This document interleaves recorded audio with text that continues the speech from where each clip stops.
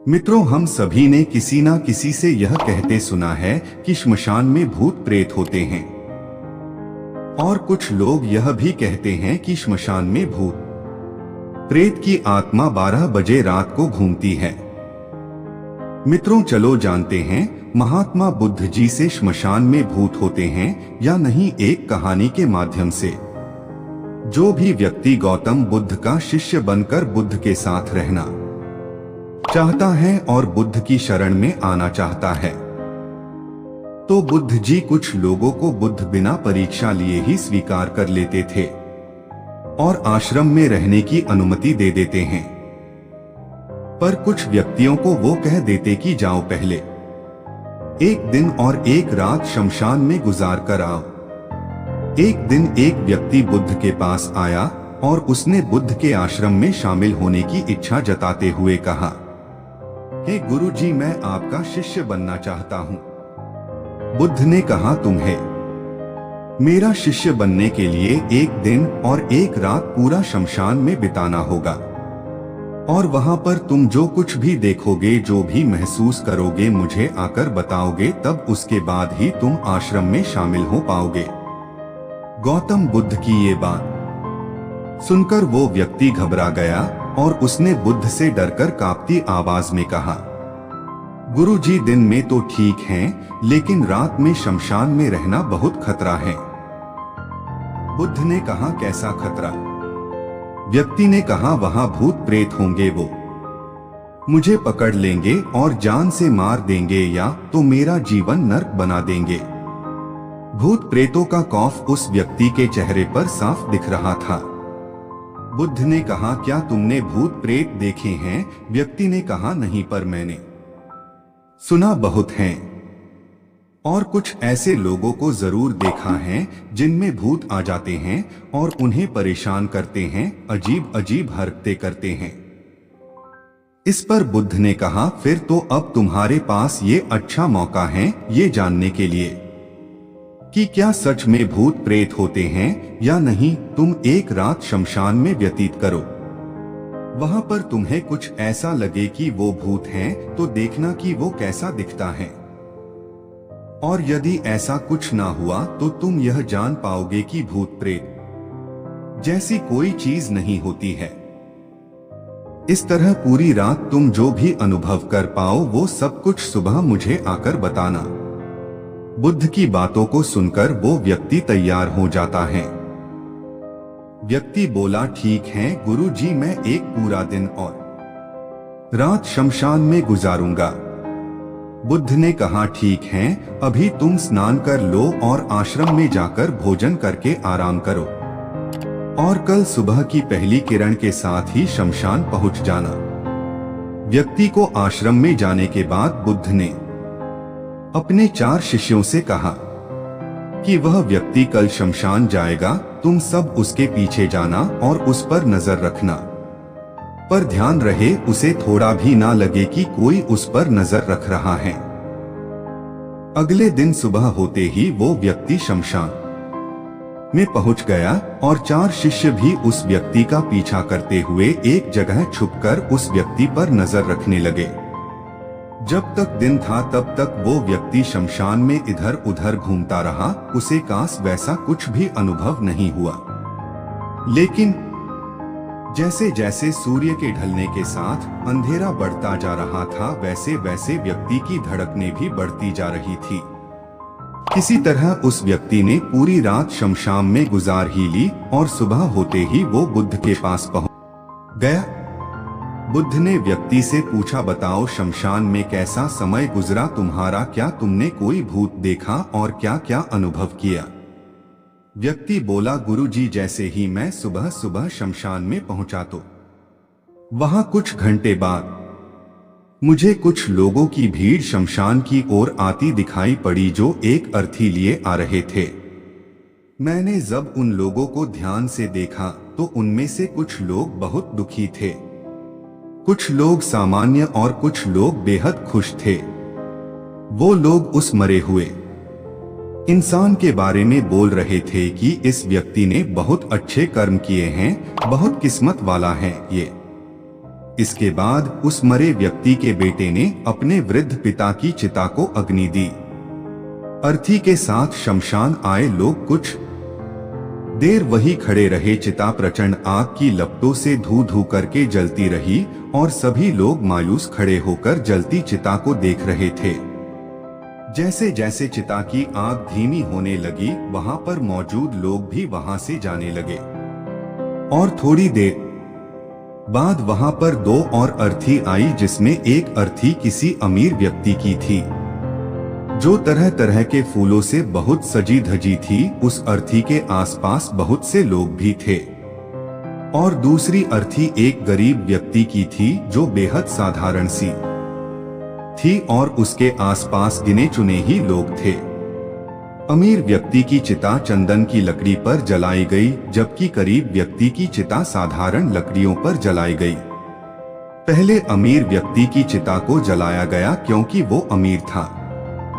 उसके बाद गरीब व्यक्ति की चिता जलाई गई। दोनों व्यक्तियों की चिताएं जब जल गई तो सभी लोग शमशान से चले जाते हैं, लेकिन मैं वहीं खड़े चिताओं को देखता रहा। अब बुद्ध ने कहा, तुमने उनकी चिताओं को देखकर क्या समझा और क्या अनुभव किया? व्यक्ति ने कहा, गुरुजी, दोनों की चिताएं एक समान थी, दोनों के ही शरीर उन चिताओं में समान तरीके से ही जले। उसके बाद जब सब कुछ जलकर राख में बदल गया तो वो राख भी एक समान ही थी। गुरु जी, उसके बाद वहां पर एक महिला की अर्थी आई। उस औरत का पति बहुत दुखी था, फूट फूट कर रो रहा था। अर्थी के साथ शमशान में आए बाकी लोग भी बहुत दुखी थे। वो सभी उसके पति को दिलासा दे रहे थे। हे गुरुजी, मैंने उसमें देखा कि बहुत से लोग काफी बुद्धिमान थे, वो ज्ञान की बातें कर रहे थे। मैंने ध्यान से उनकी बातों को सुना तो वो बोल रहे थे कि अर्थी की सवारी करते हुए एक दिन तो सबको यहाँ आना ही है। जीवन हमें इंसानियत और परोपकार से जीना चाहिए, अधर्म, कर्म और पाप से दूर रहना चाहिए। किसी को कभी कष्ट नहीं देना चाहिए। धन के पीछे हमेशा भागकर जो हम अपने जीवन का सुख चैन गवा बैठते हैं और अंत में जो भी धन इकट्ठा करते हैं वो सब कुछ तो यहीं धरे का धरा रह जाता है। गुरुजी, उसके बाद शमशान में कोई अर्थी नहीं आई। इस पर बुद्ध ने पूछा कि तुम सारी रात वहां रहे तो क्या कोई भूत प्रेत तुम्हें दिखा? व्यक्ति बोला, नहीं, वहां मुझे कोई भूत प्रेत नहीं दिखा, बल्कि मन में एक डर तो था, पर सच कहूं तो पूरी रात मैं अपने आप से ही डरता रहा। कभी हवाओं से हिलने वाले पत्तों की आवाजों से डरता रहा तो कभी वहां आसपास मौजूद जीव जंतुओं की आवाजों से डरता रहा। सारी रात दहशत में रहा, लेकिन पूरी रात में मुझे कोई भूत प्रेत नजर नहीं आया। बुद्ध ने उस व्यक्ति से कहा, ठीक है, अब तुम जाओ और आश्रम में आराम करो, कल फिर तुम्हें पूरा एक दिन और रात शमशान में बिताना होगा। अब वो व्यक्ति ये सुनकर बोला, आप कैसी बात कर रहे हैं गुरुजी? आपके ही कहने पर कल पूरा दिन और पूरी रात मैं शमशान में पड़ा रहा। वो समय मैंने कैसे काटा है मैं जानता हूँ, अब मैं दोबारा वहां नहीं जाऊंगा। बुद्ध ने कहा, देखो, जो काश चीज तुम्हें वहां जाकर मिलनी थी वो तुम्हें अभी तक नहीं मिली है। जब तक वो चीज तुम्हें नहीं मिल जाती मैं तुम्हें अपना शिष्य नहीं बना सकता। तुम एक दिन और वहां रुको, तुम्हें वो अवश्य मिल जाएगी। व्यक्ति बोला, ठीक है, मैं कल एक दिन और रात और व्यतीत कर लूंगा शमशान में। अगले दिन सुबह वो व्यक्ति बुद्ध का आशीर्वाद लेकर फिर से शमशान पहुंच गया। एक पूरा दिन और रात बिताकर वो व्यक्ति अगली सुबह फिर बुद्ध के पास पहुंचा, लेकिन इस बार उस व्यक्ति के चेहरे पर एक अलग ही तेज था, एक अलग ही खुशी झलक रही थी, मानो उसे वो मिल गया हो। लेकिन बुद्ध उसके मुंह से सुनना चाहते थे, इसलिए बुद्ध ने एक ही सवाल पूछा कि क्या तुम्हें वो चीज मिली? व्यक्ति बोला, हाँ गुरुजी, मुझे वो मिल गई। बुद्ध ने पूछा कि बताओ तुम्हें वहां क्या मिला? व्यक्ति ने कहा, गुरुजी, मैंने जीवन का अर्थ समझ लिया है। मैंने वहां देखा कि कुछ लोग शाम को मुझे अर्थी पर लेकर आ रहे हैं। मुझे 4 लोगों ने अपने कंधों पर उठा रखा है और मेरे पीछे कुछ 20-25 लोग रोते बिलखते चल रहे हैं।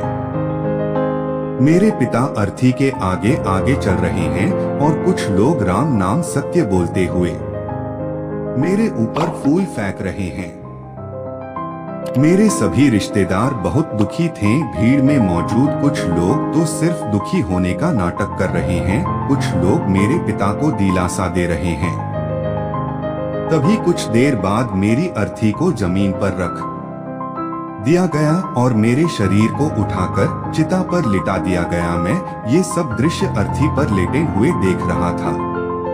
मैंने उस अर्थी से उठना चाहा पर उठ नहीं सका। मैं सांस लेना चाहता था पर सांस नहीं ले पा रहा था।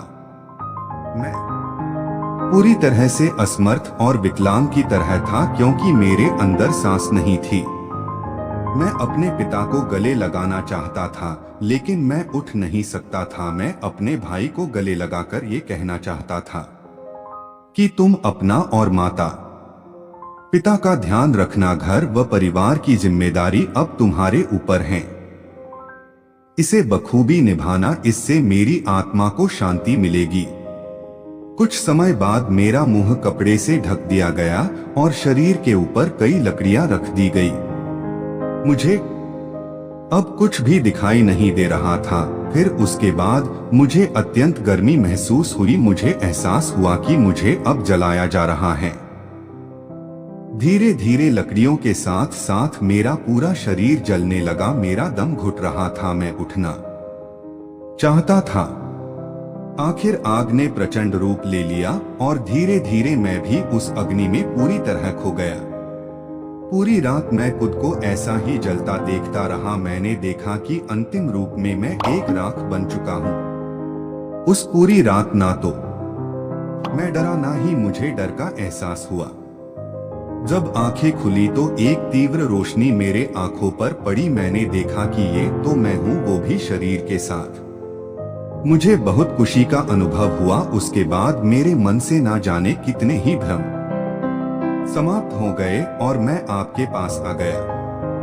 बुद्ध मुस्कुराए और बोले कि तुम अब आश्रम में शामिल हो सकते हो क्योंकि तुमने अब ज्ञान रूपी उस बीज को प्राप्त कर लिया है जिसमें शरीर को भूलकर स्वयं को जानने की इच्छा होती है। इसी ज्ञान की प्राप्ति के लिए मैंने तुम्हें शमशान भेजा था, जहां अंततः तुमने ये जाना कि शरीर नश्वर है, नेत्रों से दिखने वाली हर चीज नश्वर है। शमशान आने वाला हर व्यक्ति भी यह समझ रहा होता है, पर शमशान से वापस जाते ही वो सब भूलकर पुनः उन्हीं गलत कार्यों में लग जाता है, जैसे झूठ बोलना, लूट धसोट, अधर्म, लालच, लालसा, बुराई, क्रोध, अशब्द, अहंकार, ईर्ष्या, नाना प्रकार बुरी भावनाओं से बुरे कर्मों को अंजाम देते हैं। किंतु अब तुम्हारे अंदर ज्ञान का वो बीज जम चुका है जिसमें हम जीवन को तब तक नहीं समझ सकते जब तक मृत्यु को निकट से देखा व समझा ना जाए।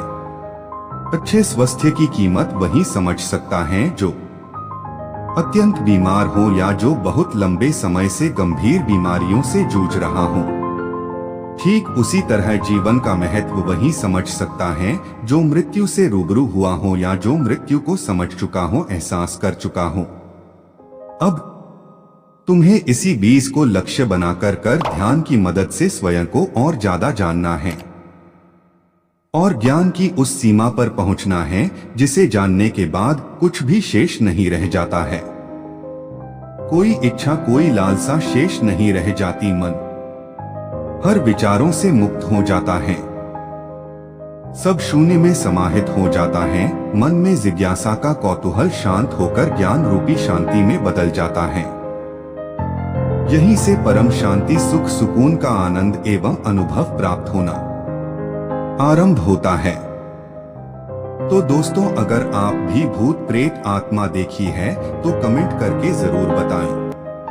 अगर कहानी थोड़ा भी पसंद आई हो तो लाइक करें और चैनल को सब्सक्राइब नहीं किया है तो अपने कोमल भावनाओं के साथ सब्सक्राइब करें। धन्यवाद।